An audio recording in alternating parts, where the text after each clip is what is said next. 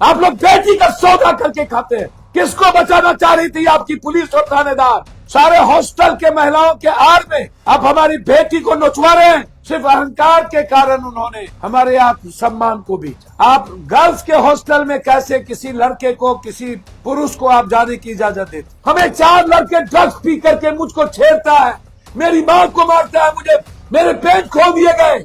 उस कपड़े पर किन किन लड़कों का डीएनए था उसको साफ कर दिया गया। कोई भी नेता जब किसी भी जाति के बेटी पर सवाल खड़ा करता है तो उसे चुल्लू भर पानी में डूब के मर जाना चाहिए। सवाल एक बेटी का नहीं है। और जब बेटियों को जाति से जोड़ा जाता है तो नफरत होता है। और उस कच्चे की स्पर्म से पता चला कि बलात्कार हुआ है। जब डॉक्टर चीख चीख करके कह रहा था बलात्कार हुआ, तो पुलिस के हाथ पर पट्टी क्यों थी? मैं चीख चीख करके कहता हूँ ये विज्ञान है। आप एक हत्या नहीं किए हैं, आप पूरे समाज की हत्या की। हमारी जिंदा सरस्वती कब तक जलती रहेगी? कब तक चिल्लाती रहेगी? कब तक चीखती रहेगी? कब तक हम लोगों की नजरें गिद्ध दृष्टि पड़ती रहेगी? जिंदा सरस्वती की पूजा हम क्यों नहीं करते? क्या वो हमारे लिए देवी नहीं है? क्या वो मेरी मां नहीं है? क्या वो मेरी बेटी नहीं है? क्या वो मेरी बहन नहीं है? क्या मेरे लिए मां शब्द विश्वमयी करुणामयी मां, क्या वो आराध नहीं है? क्या वो मेरी नैसर्गिक ताकत नहीं है? क्या वो त्याग बलिदान की प्रतिमूर्ति नहीं है? क्या वो प्रेम का सागर नहीं है? क्या वो जीवन का वाहक नहीं है? क्या ये खुशियों का संवाद नहीं है? हम कहां हैं? क्या कर रहे हैं? बिहार और देश के लोग अपनी बेटियों के प्रति, अपनी बहन और अपनी मां के प्रति क्यों पागलपन नहीं? क्यों क्यों इन नेताओं के भरोसे, इन सिस्टम के भरोसे अपनी बेटियों को छोड़ रहे? फिर मैं कह रहा हूं कि 2%, 3%, 5% सभी व्यवस्थाओं में अच्छे लोग, भले लोग होते। 1%, 0.1%, लेकिन ये जो पूंजीपति है, उद्योगपति है, ये जो पैसे वाले हैं, रसूखदार लोग हैं, दलाल है, माफिया है, पदाधिकारी है, बाबा है, चाहे किसी भी संस्था से जुड़ा हुआ लोग हो, चाहे वो नेता है, इनसे अपने परिवार को बचाइए। ये दरिंदा है, ये नरभक्षी है, ये रावण से भी खतरनाक हो चुका है। कंस ने तो मेरी मां को छुआ नहीं था, सीता को। सिर्फ अहंकार के कारण उन्होंने हमारे आत्मसम्मान को बेचा। मैं आपसे बार बार मैंने कहा है, मैं हॉस्टल के हर ऑनर से कहना चाहता हूं, मेरा कोई आरोप आप पर नहीं है। आप गर्ल्स के हॉस्टल में कैसे किसी लड़के को, किसी पुरुष को आप जाने की इजाजत देते? आपका बेटा कैसे जा सकता? आपका भाई कैसे जा सकता? और ये जो हमारी बहनें हैं, जो संस्थापिका है, सबसे ज्यादा आप अपने बच्चों की दरिंदगी के खौफनाक तकदीर लिख रहे हैं। आप सारे हॉस्टल के महिलाओं के आड़ में आप हमारी बेटी को नोचवा रहे हैं। सबका पोल खोलूंगा मैं, सबको जानता हूं। कब तक नेताओं के आड़ में अपनी जिंदगी बचाओगे और पुलिस के आड़ में? क्या बचा है पुलिस वालों के लिए? अपनी साख खत्म कर चुके ये। सवाल एक बेटी का नहीं है। और जब बेटियों को जाति से जोड़ा जाता है तो नफरत होता है। वो बेटी मेरी है। मैं उस दिन से चिल्ला चिल्ला के कह रहा हूं, बेटी की कोई जात धर्म मजहब नहीं होती। बेटी बेटी है। कोई भी नेता जब किसी भी जाति के बेटी पर सवाल खड़ा करता है तो उसे चुल्लू भर पानी में डूब के मर जाना चाहिए। जब बेटी और बाप पर यह प्रश्न चिन्ह उठता है, मैं बार बार कहता हूं कि हालात ने मजबूर कर दिया है मेरे बच्ची को, परिस्थितियों ने मेरे बच्ची को मौन और चुप कर दिया। उन्हें पढ़ना है, उन्हें जीना है, उन्हें बढ़ना है। वो लड़ नहीं सकती क्योंकि ऊपर से नीचे वार्ड सदस्य से लेकर पंचायत समिति से लेकर पीएम राष्ट्रपति से लेकर की पूरी संस्थाएं, हीरो हीरोइन सब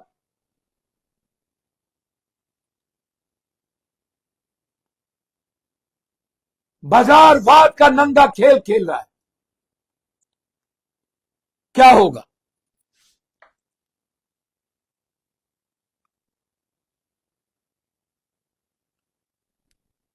कौन जांच पर भरोसा करेगा?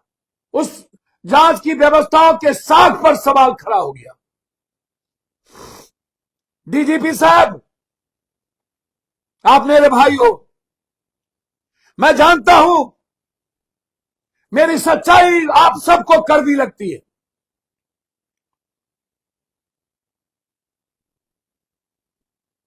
बहुत दर्द होता है। हम सबको जाति से निकलना चाहिए।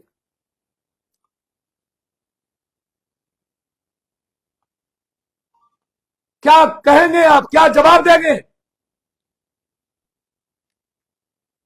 क्यों आप 6 तारीख से लेकर के 13 तारीख तक उस हॉस्टल को सील नहीं किए थे? किसको बचाना चाह रही थी आपकी पुलिस और थानेदार?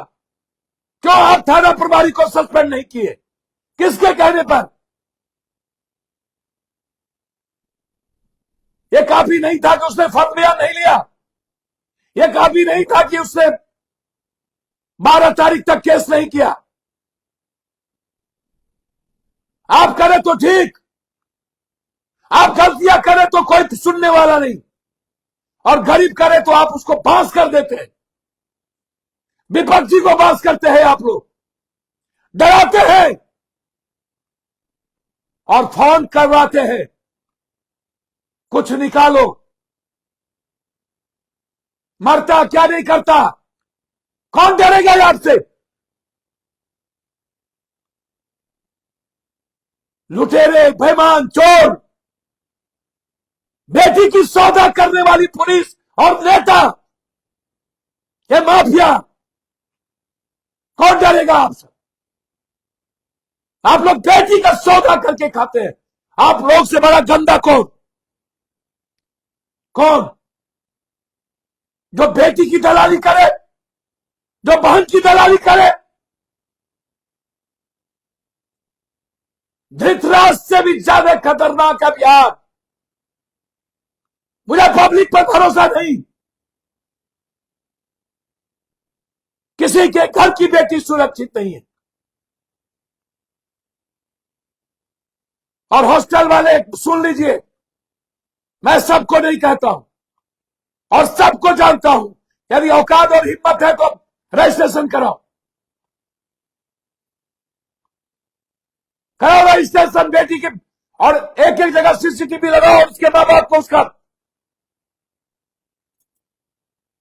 ये दो, अब एक्सेस को, फोटेज दो, ताकि उसके मां बाप उसके एक्सेस को डेली देख सके, सुबह शाम दोपहर अपनी बेटी को देख सके।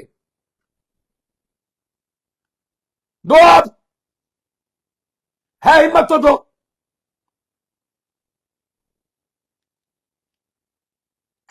चलाइए बुलडोजर इस हॉस्टल पर जिसका रजिस्ट्रेशन नहीं है। सारे थानेदार पैसे लेते हैं।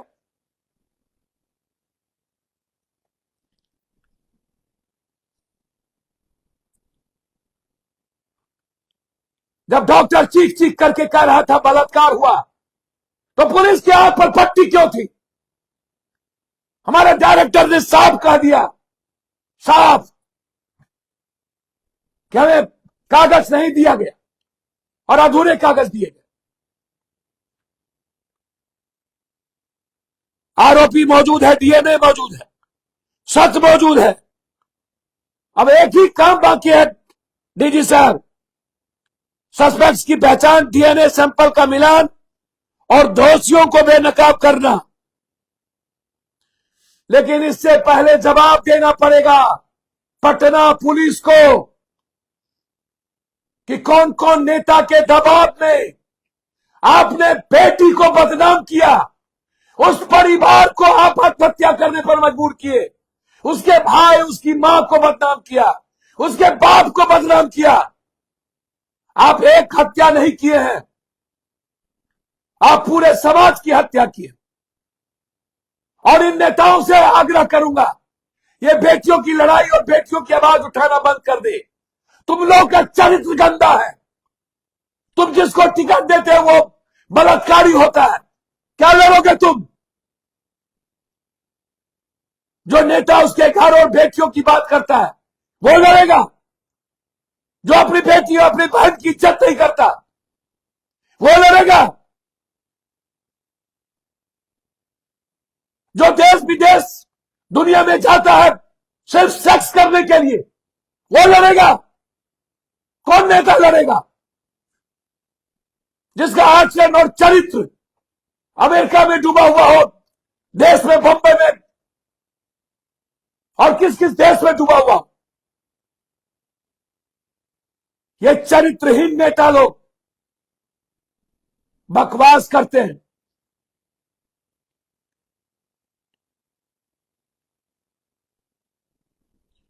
एसआईटी ने शुरुआत में दुष्कर्म को हल्के में क्यों लिया?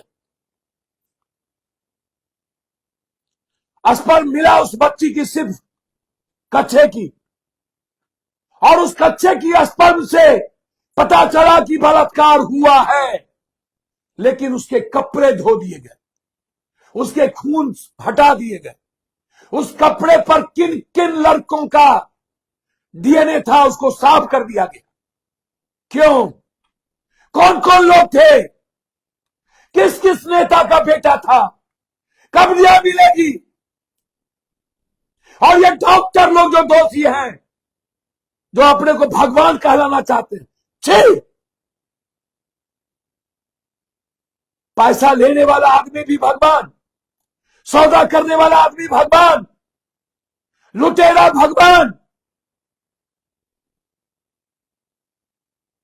कोई भगवान माने, इस जन्म में हम आपको भगवान नहीं मानेंगे, क्योंकि आप करोड़ों अरबों लूटते हैं, आप आम आदमी को ठगते हैं, आप पोस्टमार्टम बदलते हैं, आप हॉस्पिटल में मौत का सौदा करते हैं, आप नरभक्षी हैं, आप नरसंहार करते हैं। कब इनको जेल भेजिएगा? ये मनीष रंजन किस किस के दोस्त है? कौन कौन मंत्री का बेटा, कितना केस है, कितनी लड़कियों के साथ सौदा करता है, सारे एमएलए एमपी का बेटा क्या क्या कुकर्म खिलाता है।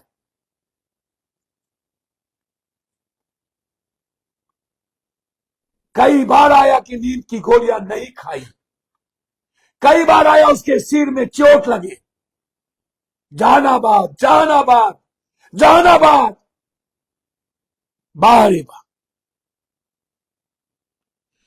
लड़की के शरीर पर मिले सबूत 18 दिनों तक नजरअंदाज क्यों किया गया? बायोलॉजिकल रिपोर्ट में दुष्कर्म की पुष्टि कर दी गई। अंडरगारमेंट से मेल स्पर्श को मिलना यह कोई कयास नहीं है।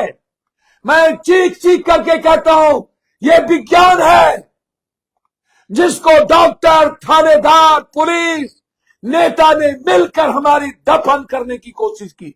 हमारे सिस्टम को, मेरे साथ को हमारे संविधान को दाग लगाए।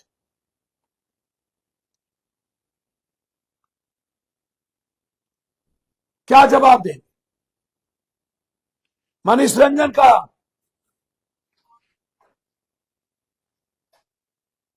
को क्यों नहीं पूछताछ की? मनीष रंजन की संपत्ति की जांच क्यों नहीं? नाम बताओ किन किन मंत्री, किन किन लोगों का। सुनिएगा, मेरे पास डेली 400 फोन आ रहे हैं।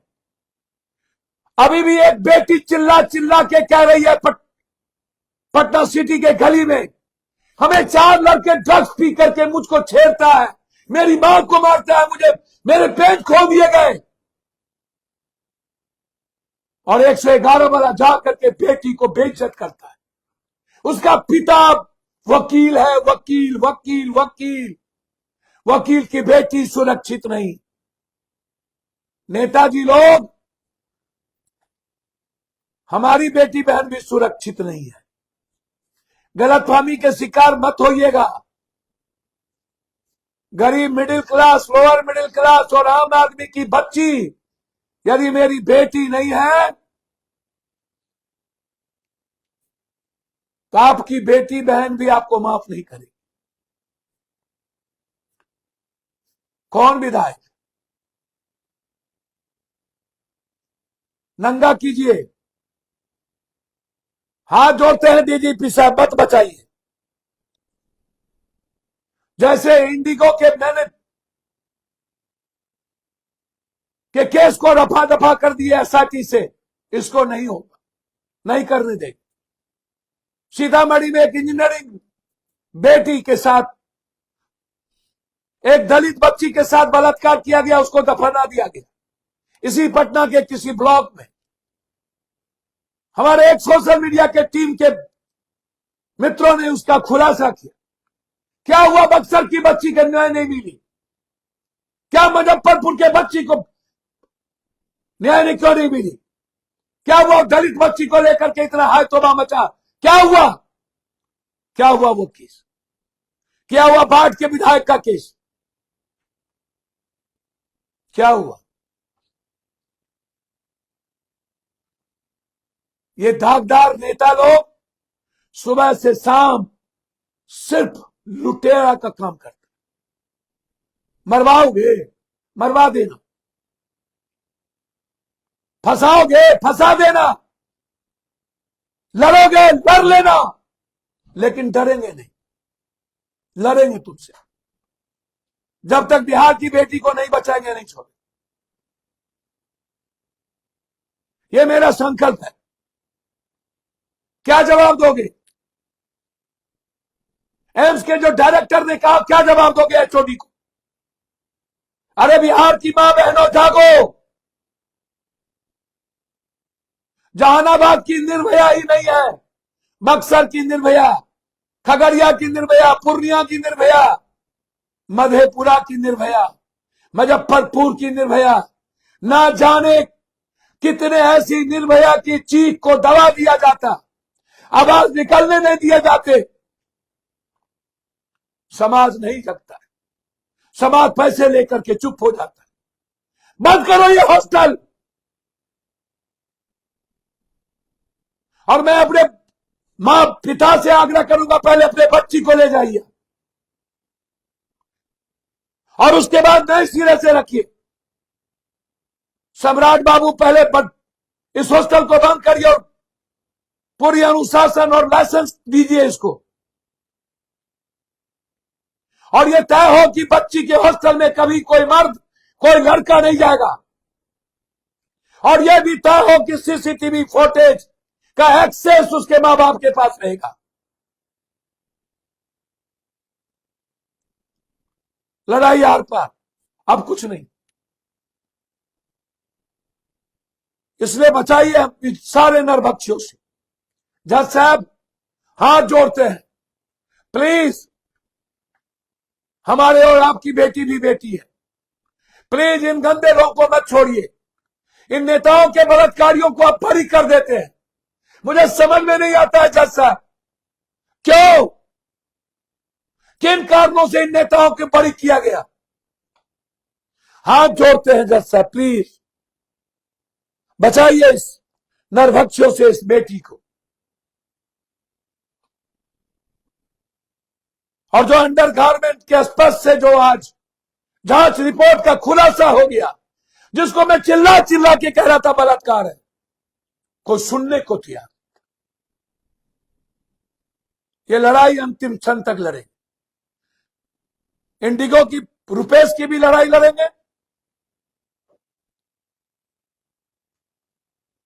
और आपके पुलिस मेंस एसोसिएशन का अध्यक्ष का लड़का गोली चला के दादा बना हुआ, उसके खिलाफ भी लड़े। धन्यवाद, नमस्कार।